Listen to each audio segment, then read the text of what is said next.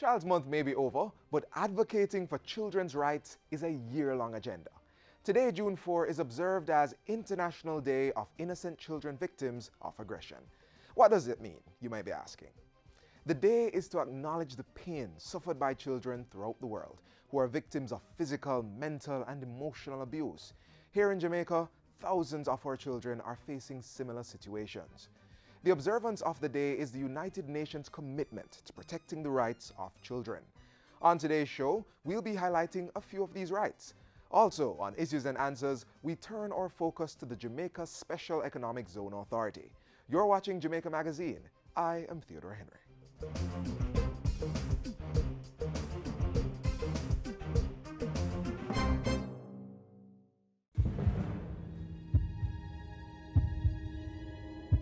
What are you doing to help the fight against crime? Sitting on the corner, minding your own business, definitely not going to work. It is time for us to unite. Unite. Unite for change. As we, the police, do our job, We as citizens need to do our part as well. Report crimes or even suspicious activities. Let's all work together. As one united front against crime. And make Jamaica the place of choice to Live, work, raise families, and do business. Unite for Change, an initiative of the Ministry of National Security. Chairman of the Jamaica Special Economic Zone Authority, Metri Siaga, joins us on Issues and Answers to discuss the work the authority has been doing and the impact it will have on Jamaica.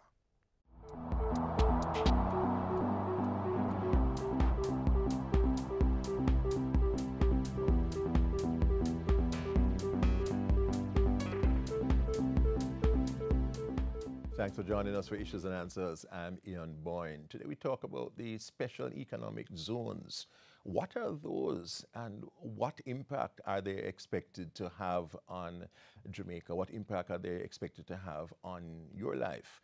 We have with us the chairman of the Jamaica Special Economic Zone Authority, well-known businessman Metri Siaga, and he'll be dealing with the issues that I will raise. We thank you so much for your company.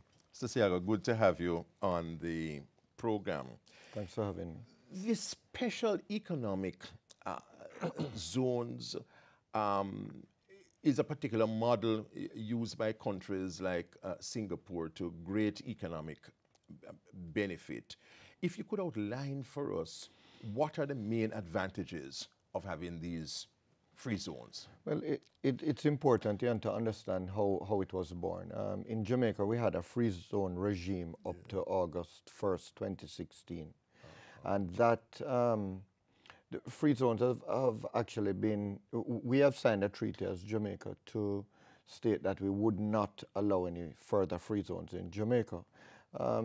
The World Trade Organization felt that it offered unfair advantages. Yes. So we transitioned into the special economic zone regime. Came into effect August 1st, as I said. And the transition has been slow, not as quickly as we would have liked it to have been, but we're almost there. The regulations are with in the government offices now, and we expect to have them finalized within the next 2 weeks. That's what we have been promised at any rate. Yes. A special economic zone is an area within which you can do business and get some special dispensations.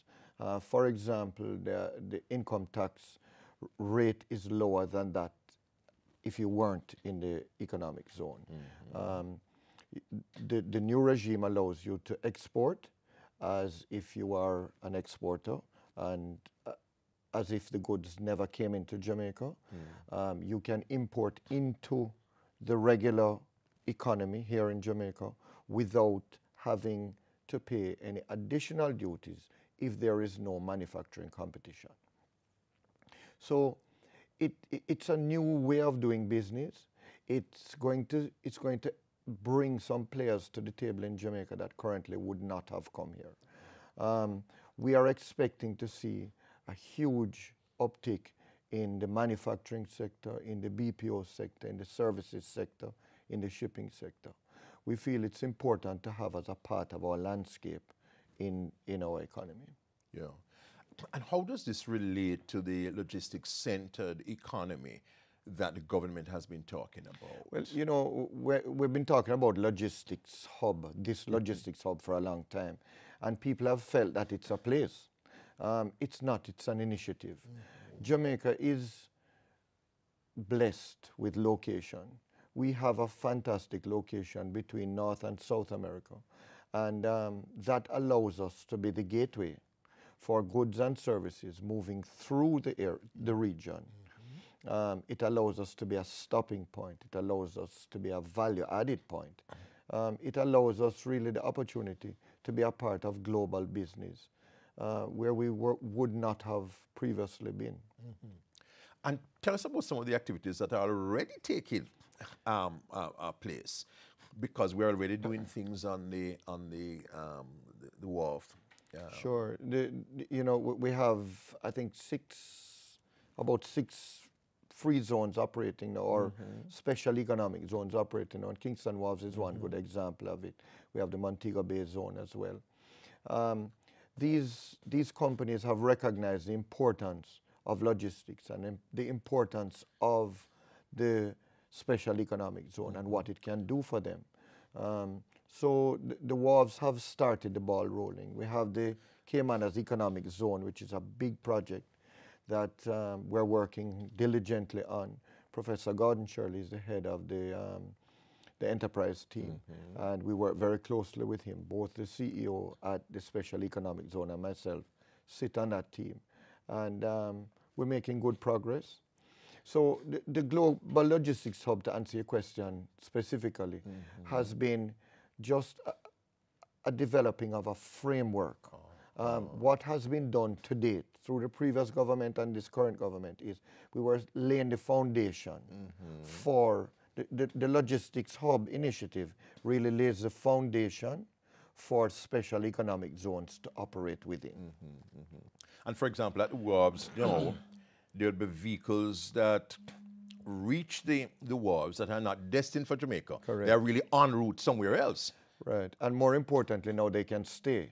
They can stay and have, you know, people paid to start them and to move them and to clean them and the various other services. Yes. So that's really what a logistics scenario is. That's what a special economic zone is. What we do is bring raw materials in from somewhere else and either manufacture it or add value in some way. That's right. I'll give people an example so they understand. If we got, say, Nike to come to Jamaica, maybe they would send their boxes here. Maybe they wouldn't send boxes. Maybe they would have their boxes manufactured here and bought from the local market into the economic zone. They would send their shoes here, and maybe what we do is put the laces in and package them. That's that. That may be a value-added service that we add here. And then we distribute them to North America, to South America, to the places that we can get to easily. Another initiative that has started is the dredging of the harbor. That's going to make a significant difference to what is happening in our logistics portfolio. Yeah.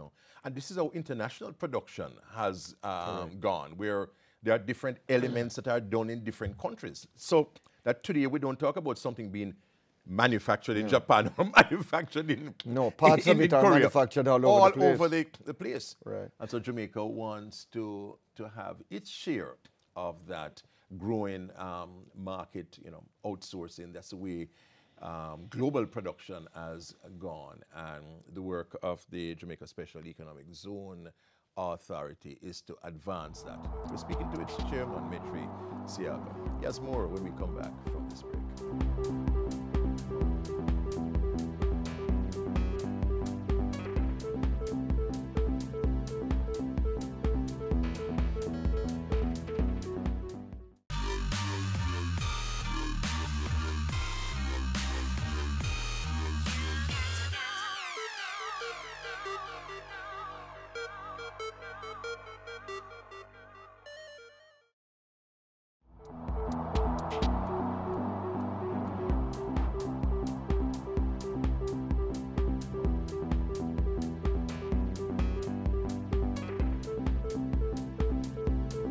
Welcome back. The chairman of the Jamaica Special Economic Zone Authority, Mr. Metri Siaga, is our guest. Mr. Siaga, tell us of the connection between the zone and the economy. One of the criticisms of free zones generally is that they operate as enclaves. They're not connected with the economy. The economy doesn't really get much from it. You know, you have these people who get all of these tax incentives, and the view has been there's a net loss to the country. How would the special economic zones be different from that? And how, for example, can small business people who are not in the zone, who are not physically located there, benefit? Could they do subcontracts? Absolutely. I think it's all of what you said that has been said is fair criticism. Yeah. The free zones have operated without regulation for a very long time. There are over 183 free zones in Jamaica. That is a ridiculous free zone companies. 183. Yeah, it's a very high number, ridiculously high number.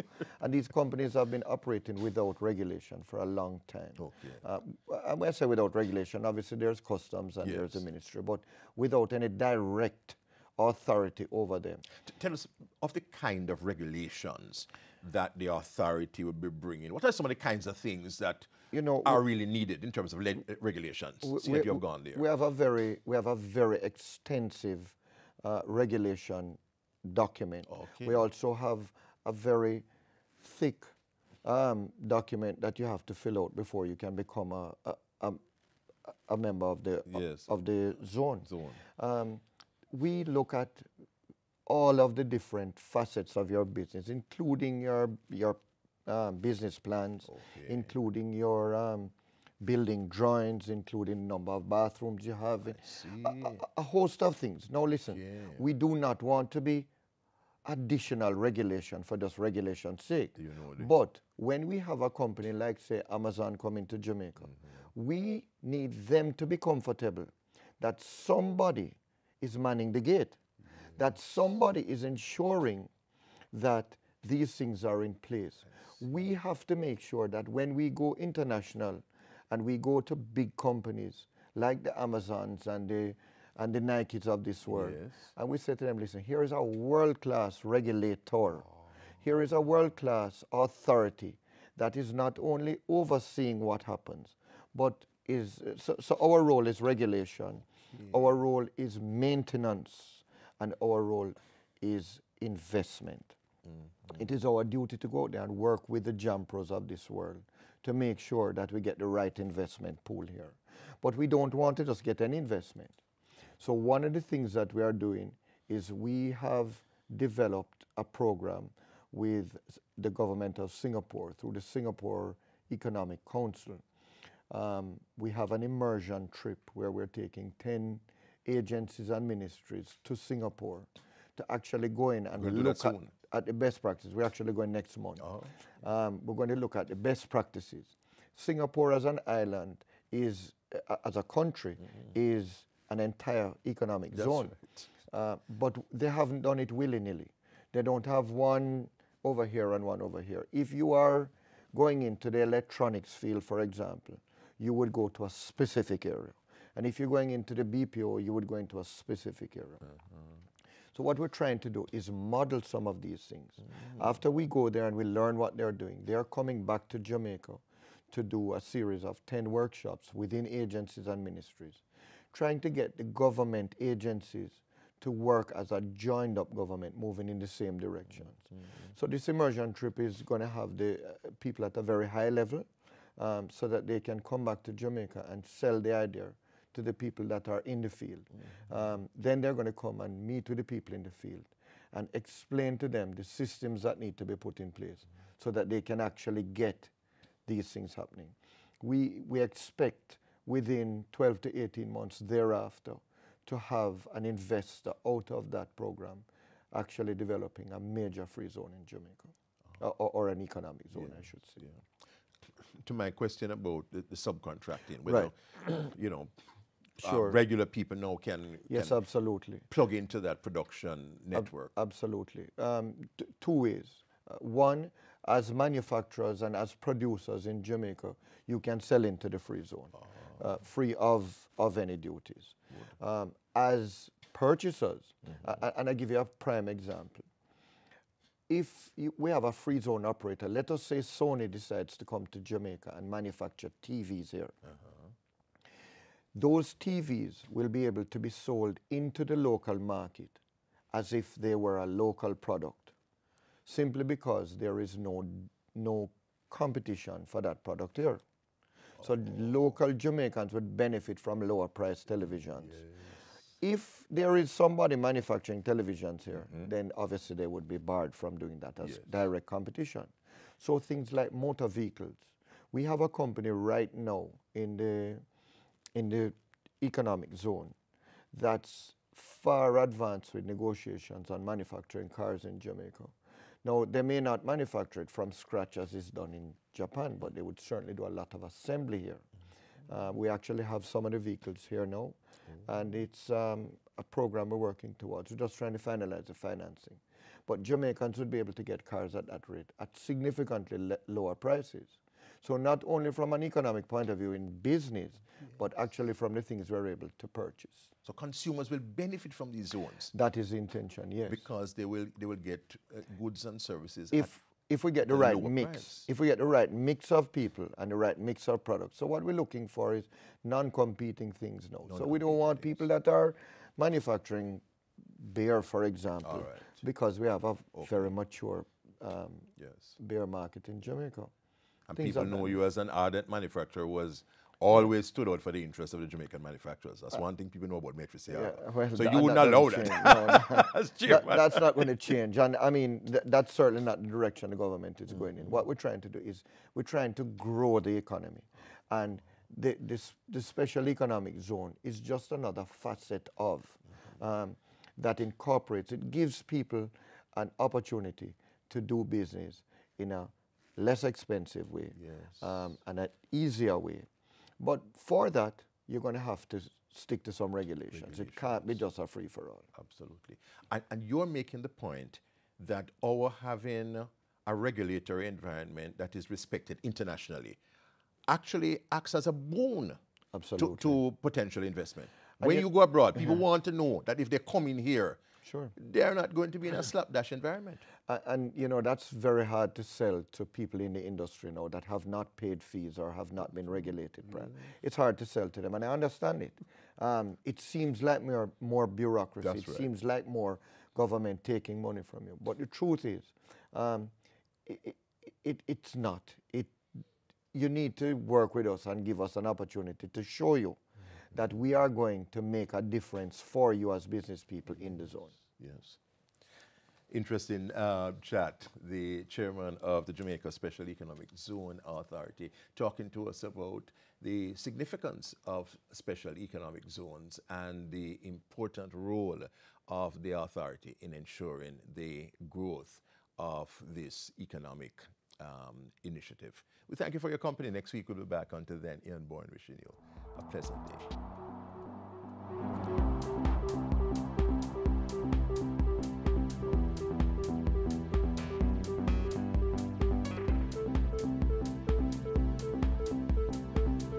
Abuse is defined as an attempt to control the behavior of someone else. There are different types of abuse, but the most common types faced by children are emotional, physical, and sexual. Join the fight, take action, and break the chain of abuse against our children. Watch this to learn how. We must put light in those sad eyes. We all must right this wrong. Respect and love and hope must rise. Our resolve must be strong to break this cycle of abuse. We must replace the hate with our commitment to diffuse before it is too late. One day, one day, one day. Among the many actions to be taken, our children should be taught from early the importance of making wise choices necessary to protect themselves from becoming prey to the numerous abuses that faces them on a daily basis. This awareness will also assist them in their time of trauma and need. It is our intention also as a committee to help individuals to recognize that breaking the chains of abuse that shackles the mind and bodies of its victims is the responsibility of everyone. It is therefore necessary that both homes and schools embark on a program that will teach our children how to identify a potential abuse, what action should be taken on their part, and the value of reporting. Parents should take an active interest in their children by listening to them and teaching them to be assertive in order to protect themselves. You know, every child is born into the world filled with immeasurable potential. And as a nation, we must ensure that all our children have the support they need to realize that potential.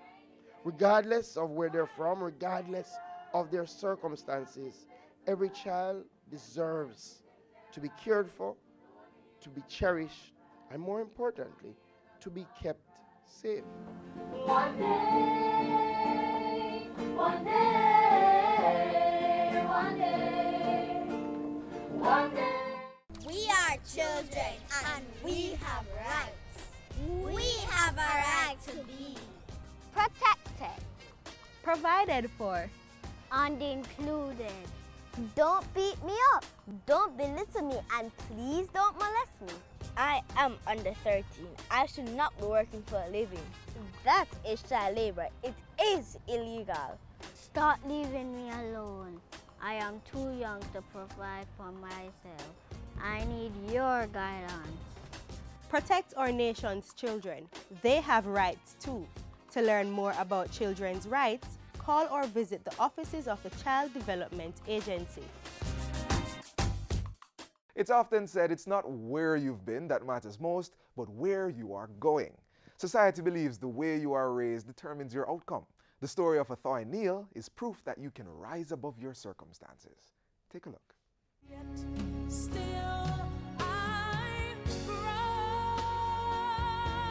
Hi, my name is Zoey Neil. I am the marketing assistant at Bashko Trading, and I am a former ward of the state.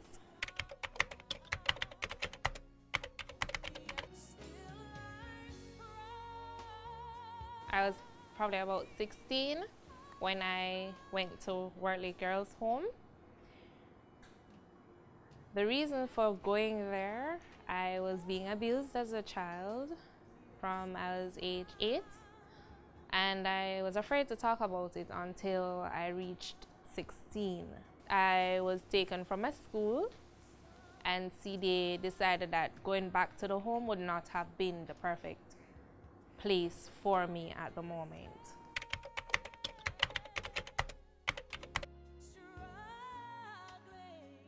My abuse was more sexual. It affected me emotionally. I didn't like people coming near me. I never liked talking to people.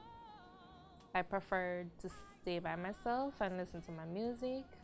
It was recommended that I see a counselor at CDA, but then my first reaction to it was, hell no. I am not going to see a counselor because I'm not a crazy person. It took my counselor probably about 3-4 months before she actually got something out of me. I'd normally go there, she asked me questions, I asked her about the same questions, but she was very patient, and I think she is the best counselor that any child that has been traumatized can have.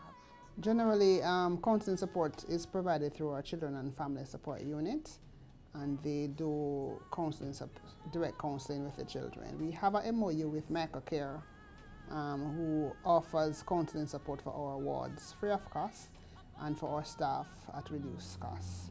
We also do referrals to the Victim Services Division of the Ministry of Justice, and we also do referrals to the Child Guidance Clinic. Those who need more intensive therapy, or our psychologists do provide some intervention, and also the Child Guidance Clinic.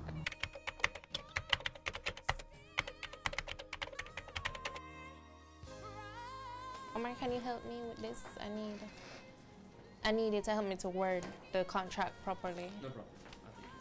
I did a soft copy and send it to you. The marketing department has exposed me a lot. As I get more experience, I get to learn new stuff. I have a time when I speak very bad, and Alison would say, "No, Athoy, that's not how you say it," and she'd correct me, and I'm very appreciative of these corrections. I was sending an email, and my boss said to me, "Why do you send your email so over formally?" I was like, "Huh?" He's like, it's too formal, you know? So he was there teaching me how to send a proper email. Athoy has a way of applying herself almost for the goal of gaining experience, if not for the task itself, to gain experience and to learn how to improve herself. And she's wonderful. For all of the things she's been through in her life and all of her experiences, she brings all of that together, making herself such a solid person that you can depend on, that you can count on to get things done, to address the issue, to listen, to apply herself to whatever it is she's doing. And it is fantastic what she has become, and who knows where she'll get to next. I just hope she'll continue to work with me. You may write me down in history with your bitter, twisted lies. You may trod me in the very dirt, but still like dust, I'll rise. I feel amazing. There are several reasons why I can tell you why I feel amazing. I feel I've grown a lot. I've more matured. And I think, one, persons would say it's unfortunate, but I say everything happens for a reason. Had I not gone through what I went through, I wouldn't be able to assist young girls with things that they're going through or they have been through. I met a lady, she's probably in her 40s. She went through something similar. First time she spoke about it was with me. You know, you've been holding stuff like that in you for so long, and you just never talk until you hear somebody come out, somebody strong enough to come out and talk. Allow no man or woman take anything from you. Allow nobody to take your happiness. Know that you can be better. You can be whatever you want to be. Don't be what somebody wants you to be. Be what you want to be.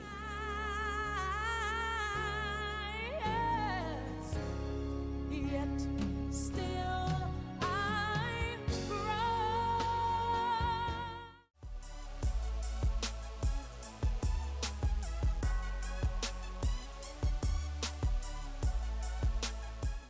If you know of a child being abused in any way, take action.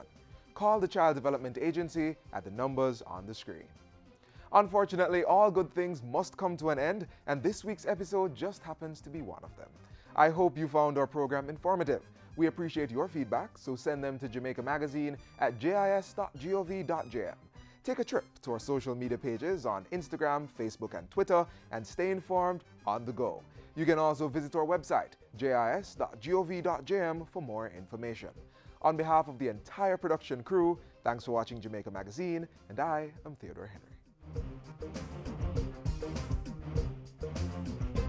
This has been a production of the Jamaica Information Service, the voice of Jamaica.